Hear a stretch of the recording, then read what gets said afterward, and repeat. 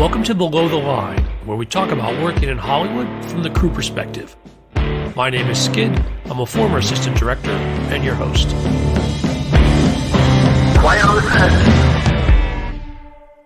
Welcome to Season 13. Today we're talking about 2001's Black Hawk Down, directed by Ridley Scott. Two guests today. First, Kimberly and Berdy. You are the LA production coordinator. Kim, welcome to Below the Line. Thanks. We're also joined by Harry Humpries, associate producer and senior military advisor. Harry, welcome. Good to be aboard, Skid. Thanks very much for having me. Glad to have you both. For listeners who are not aware or just don't remember, Black Hawk Down, the movie, is based on a book of the same name that was published in 1999. The book, by journalist Mark Bowden, documents the Battle of Mogadishu, which took place in 1993. The book, incidentally, is a great read. For the purpose of today's conversation, if there's a statute of limitation on spoiler warnings, I'm sure we're well past it. However, for listeners who might be completely unaware of the events in question, today's conversation will contain spoilers. But let's start out by talking about your experience leading up to Black Hawk Down. Kim, talk about joining Jerry Bruckheimer's team. I went to college with one of Jerry's right hands, basically. And I had moved to LA and was looking for a job. And Branko Lustig, who was one of the producers, needed an assistant at the time. And so I walked in as his assistant and just never left. Put this a little bit into his career. What movie did you come in on? How does this fit into the overall picture? I came in on Black Hawk Down, actually. They were prepping Black Hawk Down at Bruckheimer. And it was before the movie started. They were just in pre-production. Branko had needed an assistant. We were in prep. There was a production coordinator as well. She eventually moved to Morocco to be the production coordinator in Morocco. And I stayed in LA to be the production coordinator in LA. Got it. Now, Harry, tell us a little about your background and how you ended up advising on these films. That's a very long story, but in a nutshell, I was a Navy SEAL during the Vietnam period and some of the post-Vietnam period. And during that time, I became very close friends with Dick Marcinko, who was the father of SEAL Team 6. Dick wrote a book called Rogue Warrior, and Jerry Bruckheimer had purchased the adaptations rights to Rogue Warrior. And I attended a meeting with Marcinko and Jerry Bruckheimer at Disney Studio.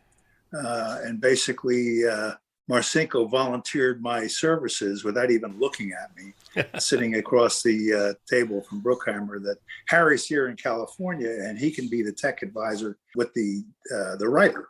So that's how I got involved with Bruckheimer. By the way, I was never paid for that job. But that led to about 50 films, major films, mostly of the same genre as Black Hawk and other military action and law enforcement action shots. But that got me into the Bruckheimer community. Black Hawk Down was one of the first few films I worked on. Actually, I could have stopped right after Black Hawk because that was my thesis in terms of what I did in the film industry.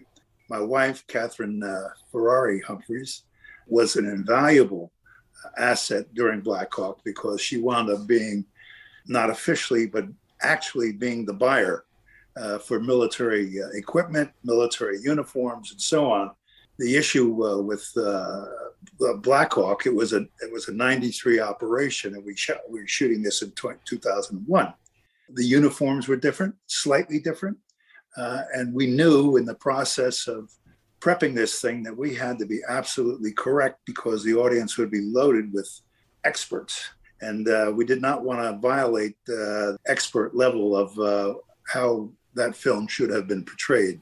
It was a mission for all of us to make the film absolutely correct, and that's what we wound up doing.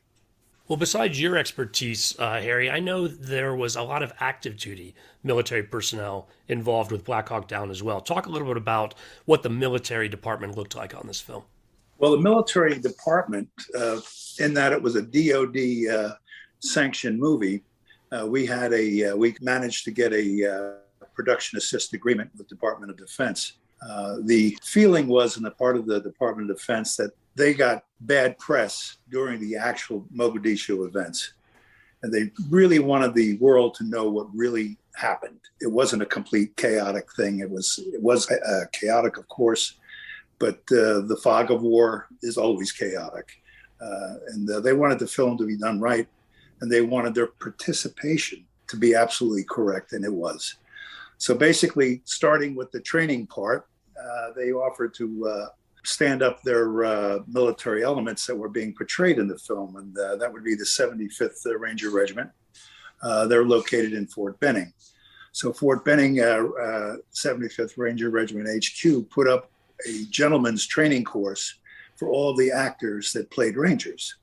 Fort Bragg JFK Special Warfare Center put up their A-teams. They didn't actually put up Delta guys, but they put up an A-team to train the guys portraying the Delta or CAG element in how to break doors down, make dynamic entries, and so on and so forth. And of course, Fort Campbell was the home of the 160th Special Operations Aviation Regiment, the Night Stalkers. So all of the helicopters belonged to these folks and flown by these folks. So all three training disciplines were conducted actually at these facilities. The beauty of the training scenario was the fact that the actors flew in from where they came from, i.e. London, most of them, long-haired guys and so on and so forth. And my job was to make sure that these guys, my agreement with the Ranger battalion or regiment was that they would look like Ranger, candidates when they landed. So I got all the actors off the airplane at the airport. We drove immediately to where the Rangers get their haircuts.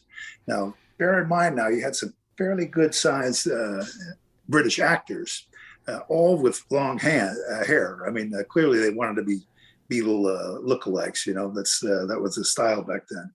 Well, I think one of the most enjoyable times for me was to watch these guys transform themselves. Once they get their hair clipped off, they immediately, and their uniforms put on, because we had wardrobe there as well. So they left the bus going in, and when we went through the door of the main gate at Fort Benning, they looked like recruits. So even before they came in, you were taking them to a place, getting their hair cut, putting them in uniforms and getting them set. And they weren't coming with hair makeup people. Like, it wasn't their personals or their staff. This is what the guys do to get ready for the military. And the whole idea of that, of course, was to shock them into reality and to shock them into their characters. And it worked. There were one or two that were a little, not upset, but confused. Hey, I didn't sign up for this. But in any case, the result was we had some legitimate looking military guys going in the door. And the same with Fort Bragg, not so disciplined as Benning, because the Fort Bragg people, the Delta guys, notoriously are not strict military. They're more small unit operators. The same with Fort Campbell up at 160th SOAR. Those guys are not actually that disciplined, but the Rangers had to be absolutely disciplined. So the advantage of taking the guys to these locations, of course, that their disciplines and their mannerisms all differ. So a Ranger is mentally much different than a Delta guy. The Delta guys are older, tend to be more mature, more casual, more confident. And the Fort Campbell Black Hawk pilots and Little Bird pilots are definitely like a boys' club. Very professional pilots, but very skilled at warfighting and very skilled at flying aircraft. So we gained that advantage from having those training facilities available to us. So, Kim, you're in LA while this is all going on. Talk about bringing in these actors and making this happen pre-production. So for me, I took the actors who were all over the world at this point and brought them into 3 different places. So it was kind of chaotic because I did logistics for LA. So getting uniforms to 3 different places, actors to 3 different places, because we weren't on set yet. So you're trying to get people in different places at different times, different needs from different people. It was a little chaotic. Thankfully, I had really good people around me. I had the best travel agent in the world, who I am so grateful to. Because, travel is what it is. Flights get canceled, flights get delayed, people miss flights. actors are actors. Sometimes Yes. Yes, they are. you know, trying to get, you get calls in the middle of the night, somebody missed their flight, somebody's flight's delayed, so you have to reroute people. Yeah, so that was a little chaotic. Thankfully, Catherine was invaluable. We spoke multiple times a day for months. So there was a lot of logistics before we got to prep. And then once we even got to set, they still needed everything multiple times. Things got ruined, things got ripped. Well, we're going to talk more about the actual filming coming up, but Harry, I want to go back to you and tell me more about the active duty military personnel that stuck with you through filming, as far as the team you put together. Sure. We had the Ranger Company with us. We had the 160th SOAR guys with us, and they were invaluable on a day-to-day basis because they contributed to the accurizing of what we were doing. But I was very fortunate in that I had two colonels that were there on the ground. Colonel Tom Matthews, who was the officer in charge of the 160th SOAR in Mogadishu. And that's the helicopter team. Right. Tom was working at the Pentagon, and we asked him to join us because he was now a civilian, a GS type civilian working for the military. So he jumped on board with us to make sure his guys look correct and help us to put things in the right place and have the right people doing the right things. And then Colonel Lee Van Arsdale, who was a C Squadron commander of the Delta unit that was there. Lee and I became very close, as did Tom and I, but we worked very closely together. Now, when you have a production assist agreement with DOD, they assign you a DOD project coordinator. Our coordinator was absolutely outstanding, Major Andy Ortegon. He was assigned to us from day one. Andy and I went through all the script issues that we had to straighten out and so on. So we were on the constantly meeting. Phil Strube, who ran the DOD office in DOD under the Secretary of Defense, was the head of that department. So under Phil's group, we would submit our scripts. The scripts would then go through Andy, then go to Phil, and then Phil, of course, assigned people to review the scripts and then send the scripts out to the affected commands.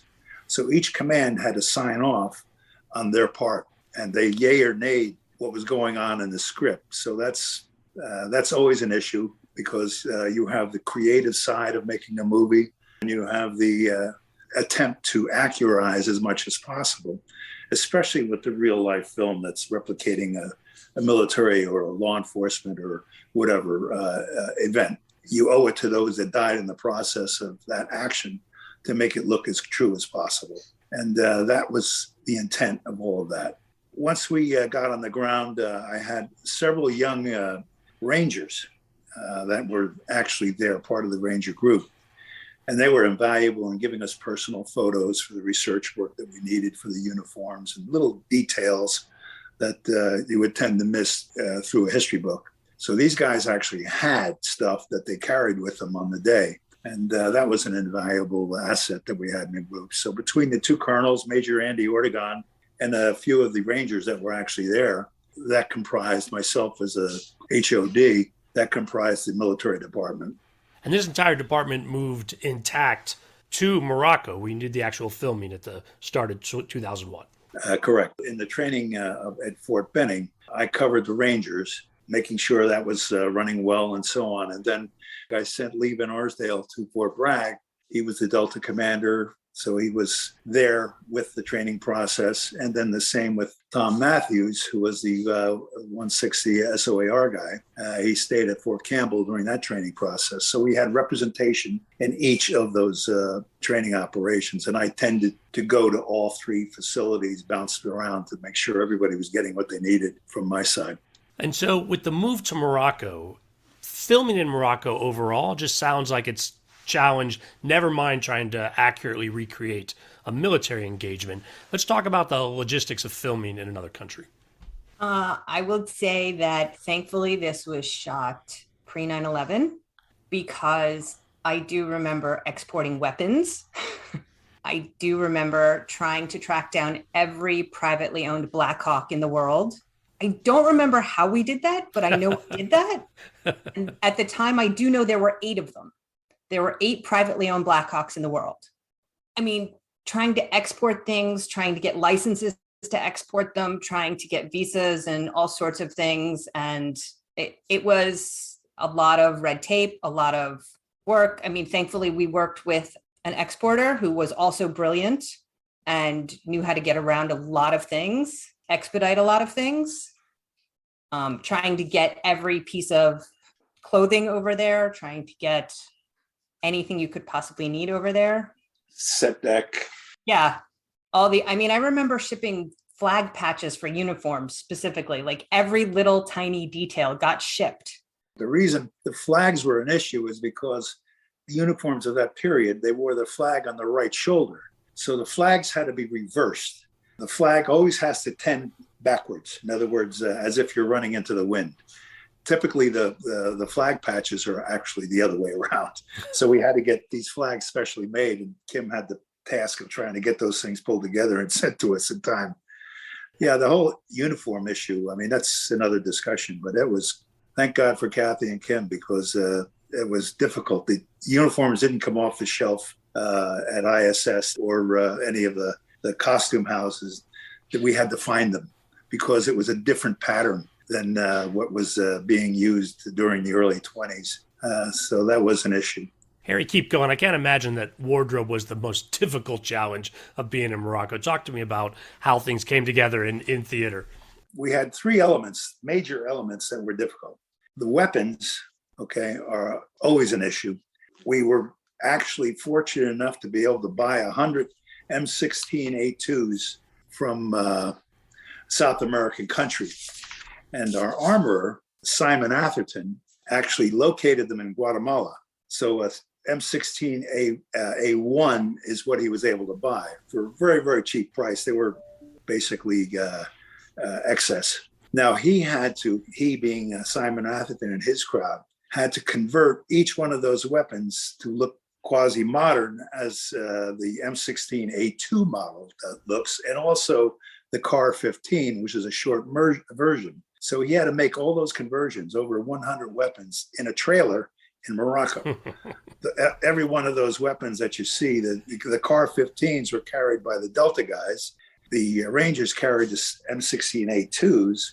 And of course, pilots carried a different submachine gun. Shugart, one of the snipers, Delta snipers, had an M14. So all those weapons had to be put together. The 14 we got from the States, the H&K MP5 for the pilots we got from ISS. And Simon had his hands full, and he did a marvelous job in putting these weapons together. The other issue was the vehicles, the Humvees. The Humvee at the time was impossible to buy. It wasn't legally sold to the civilian environment. We managed to find a collector who bought a bunch of Humvees from the Marine Corps, who made the mistake of selling surplus soft top Humvees, which are basically, not armored, but rag top, if you will, Humvees. So I went to New England. Bronco Lustig, our boss, sent me up there to buy these things if I liked them. And of course, they're the only ones you could get in the world as a civilian. So we bought about, Kim, you remember how many Humvees we bought? Don't offhand, honestly. It was a bunch, like 10 of them, I think. And of course, the Humvees had to be converted to look like a semi-hardtop Humvee, not armored, but hardtop. And we did that work at the Action Vehicle Shop in London. So I'd get the Humvees sent to London for them to pick up the retrofitting job. And then, of course, from there, they sent those to Morocco. So that's how we got the vehicles in country. The weapons actually made them in country. The next trick was to get the Rangers and the pilots and any of the military personnel needed to complement the complete unit. We had a company of Rangers. We had 4 Blackhawks, actually it was 5 Blackhawks and 5 Little Birds. And all of that was transported from the United States by AFSOC, Air Force Special Operations Command, on C-17s. So all those vehicles were flown into Rabat Airport, International Airport. And it was like a military operation. They left the United States and they flew into Rabat as if they were going into a combat environment. So it was pretty amazing in how we pulled all that together with the help of the military. Harry, talk to me about being on the ground in Morocco. Well, we had an extensive shoot, and we worked 6 days. It was hot, it was dirty, and anybody that has worked in Morocco, I mean, they're beautiful places, don't get me wrong, but where we were shooting was not one of those beautiful places. So we actually built Mogadishu, City Musi, in the slums of Rabat, and it was just horrible. But, typical movie set production company, we had the accoutrements of the large tents and so on, that we could set up wardrobe, air conditioned. And then we had meals cooked by locals. That was not a great thing. And then, of course, we filmed through Ramadan, which is always a treat. I don't know why people don't consider the Ramadan period when they shoot a film in Morocco or the Middle East. But we did that, and it was loaded with all the negative aspects of shooting during Ramadan without getting into detail. But if you've been there, you understand. I'm going to pause us here. We're sticking with the shorter episode format this season. With that in mind, we're going to break our Black Hawk Down discussion into 2 parts. Join us again next week when we dive deeper into the actual filming. Kim, Harry, you're both sticking around, right? Oh, yeah. Yeah. Wouldn't miss it. Fantastic. Listeners, if you're new to the podcast, you can learn more at our website, belowtheline.biz. That's B-I-Z. Thanks to Curtis Five for our music, John Wan for our logo, and to all of our listeners, I appreciate you. Please rate us wherever you get your podcast, and be sure to come back next week. Thanks again from Below the Line.